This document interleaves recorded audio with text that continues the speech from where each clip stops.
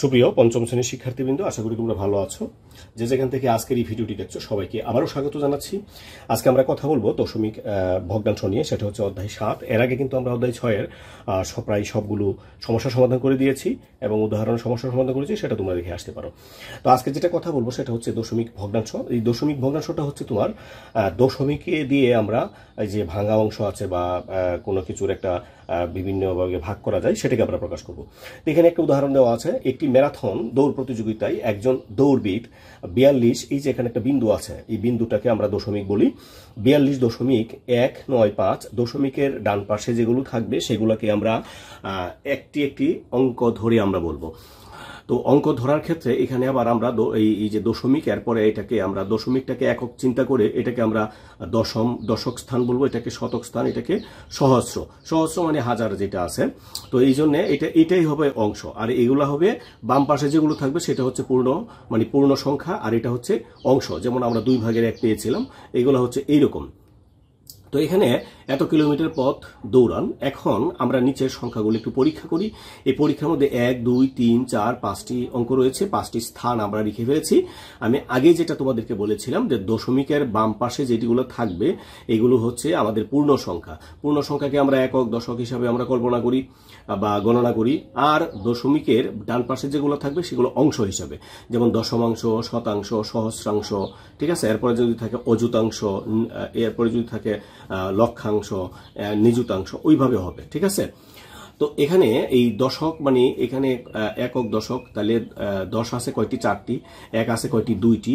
আর এখানে দশমাংশ আছে 1টি, শতাংশ আছে হচ্ছে 9টি, আর সহস্রাংশ হচ্ছে আছে 5টি। আমরা ওইভাবেই কথা বলবো এবং কথাগুলো আমরা বোঝার চেষ্টা করব। তো আমরা যদি এখানে নিচে যেটা আছে আমরা যদি সেটা দেখতে চাই, আমরা এই 10কে যখন আমরা 10 দ্বারা ভাগ করব ফলটা কত হবে? 10। আবার এই 10কে যখন আমরা 10 দ্বারা ভাগ করব ফলটা হবে 1। কিন্তু আমরা 1কে যখন সমান 10 ভাগে ভাগ করব সেটা হবে 0.1। তাহলে এখান থেকে আমরা কি বুঝতে পারলাম যে 0.1 10টি দিলে 1 হবে। আবার এখানে যখন আমরা আবার এই 0.1কে আবার 10 দ্বারা ভাগ করব সেটা হবে 0.01। তো এখানে আমরা যখন 1কে ভাগ করেছিলাম, এটাকে যেহেতু আর ভাগ করা যায় না, তাই এটা কি হয়েছিল? দশমিকের পরে দশমাংশ হয়েছিল। আর যখন আবার আমরা 10 দ্বারা ভাগ করলাম, মানে দশমাংশকে 10 দ্বারা ভাগ করলাম, এটা শতাংশ হয়ে গেল। শতাংশ যখন আমরা 10 দ্বারা ভাগ করলাম, এটা হয়ে গেল সহস্রাংশ। এটাই ছিল আমাদের আজকে বোঝার বিষয়টা। তো এরপরে এখানে বেশ সমস্যা রয়েছে, এই সমস্যাগুলো আমরা সমাধান করব। এখানে দেখো কি বলছে। এখানে বলছে হচ্ছে কতটি 0.1 ধারা 2.1 গঠন করা যায়। আবার এখানে বলছে কতটি 0.01 ধারা 0.19 গঠন করা যায়। আবার এখানে বলছে কতটি 0.001 ধারা 0.195 গঠন করা যায়। এবং সবশেষ যেটি এখানে আছে এটি হচ্ছে কতটি 0.001 ধারা মানে দশমাংশ, শতাংশ, সহস্রাংশ, কতটি সহস্রাংশ দ্বারা এটাকে গঠন করা যায়। তো চলো আমরা এগুলো দেখবো। আমরা এই আজকে এই পর্বে আমরা এগুলাই সমাধান করব, ঠিক আছে। তো চলো আমরা সমস্যাগুলো সমাধান করি। এখানে 1 নম্বর যেটা আছে, এখানে 1 নম্বর দেখো। 1 নম্বর বলছে কতটি 0.01 দ্বারা মানে কতটি দশমাংশ দ্বারা এটাকে গঠন করা যায়। তো আমরা যেটা করব সেটা হচ্ছে এটা দ্বারা এটাকে আমরা গুণ করে ফেলবো, ঠিক আছে। আমরা এটাকে দ্বারা এটাকে গুণ করে ফেলবো। তো আমরা এখানে যদি গুণ করি তাহলে গুণ করতে হবে কত দ্বারা? 2.1, এটাকে গুণ করতে হবে 0.1 ধারা। তো গুণ আমরা বরাবরের মতো আমরা যেভাবে করি থাকি আমরা ঠিক সেভাবেই করব। গুণ আমরা কিন্তু এর আগে আমরা করেছি, হ্যাঁ, আমরা ক্লাস 2 থেকে আমরা গুণ করে আসছি। তো আমরা এই গুণটা করি। গুণটা যদি করি 1 ধারা এটাকে গুণ করবো 1 একে 1, আবার এটাকে গুণ করলে 2 একে 2।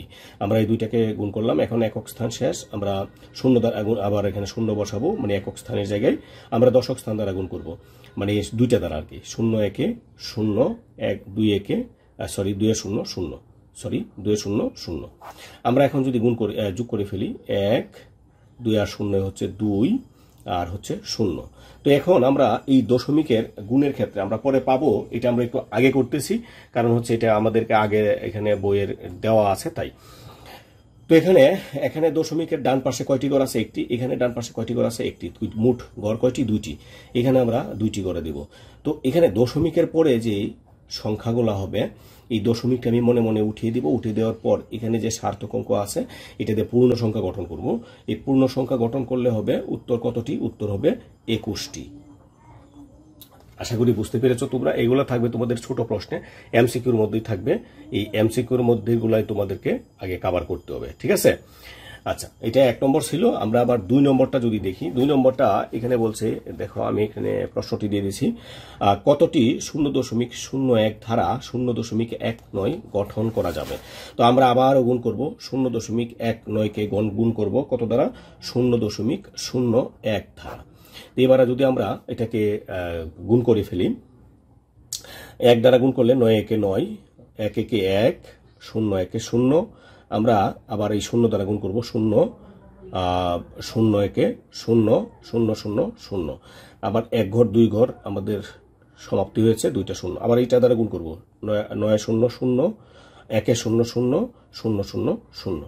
এবার যদি আমরা গুণ করি, যোগ করে ফেলি, 9 তারপর হচ্ছে 1 তারপর হচ্ছে 0 0 0। এবার দেখি আমরা দশমিকের পরে এখানে কয় ঘর আছে? 1 2 ঘর এখানে আছে, 1 2 ঘর। মোট ঘর কয়টি? 4টি। 1 2 3 4, এই 4টি ঘর দিলাম। তো এই 4টি ঘরের পরে আমাদের উত্তরটা লিখবো আমরা, কতটি হবে। এই 4টি ঘরের পরে আমাদের কি হবে? এখানে দেখবো 0 0, দশমিকের ডান পাশে যদি মানে কোনো সার্থক অঙ্কের মধ্যে না থাকে তাহলে এই 0 বাদ দিয়ে আমরা এটাকে নিব। তাহলে কত হলো এখানে? 19। তাহলে 19টি 0.01 দিলে 0.19 হবে। এটা 2 নম্বর। আমরা যদি 3 নম্বরটা একটু দেখি, 3 নম্বরটা একটু খেয়াল করো। 3 নম্বরটা বলছে কতটি 0.001 ধারা 0.195 গঠন করা যায়। তো আমাদের এইটা একই নিয়মে আমরা করব। আমরা কি করব? এখানে এটা আমরা গুণ করব, 0.195, এটাকে আমরা গুণ করব কত? 0.001 ধারা আমরা গুণ করব। যদি আমরা গুণ করি, এখন আমরা একটু দেখি, 5 একে 5, 9 একে 9, 1 একে 1 আর 0 একে 0। 1 ঘর আমাদের সমাপ্তি। এটা দ্বারা গুণ করব, 5 এ 0 0 0, 1 এ 0 0 0 0 0। 1 ঘর 2 ঘর আমরা 2টা 0 বসাবো। আবার এটা দ্বারা 0 5 এ 0 0, 9 এ 0 0, 1 এ 0 0 0 0 0। 1 2 ঘর 3 ঘর চলে গেল, তাহলে 3টা 0 দিব, 1 2 3টা। 5 এ 0 0, 9 এ 0 0, 1 এ 0 0 0 0 0। এবার আমরা যোগ করি, 5 9 1 0 0 0 0। এখন আমরা দেখি দশমিকের পরে এখানে 1 2 3 ঘর, 1 2 3 ঘর, 1 2 3 ঘর, 1 2 3 ঘর, মোট 6 ঘর। তো এখানে আমাদের সার্থক অঙ্ক কোনটি আছে? এই যেটা 195। উত্তর হবে 195টি। তো প্রিয় শিক্ষার্থী, আমরা এখানে 4টি সমস্যার মধ্যে 3টি সমস্যার সমাধান করে দিলাম, আর একটা তোমাদের জন্য রেখে দিলাম।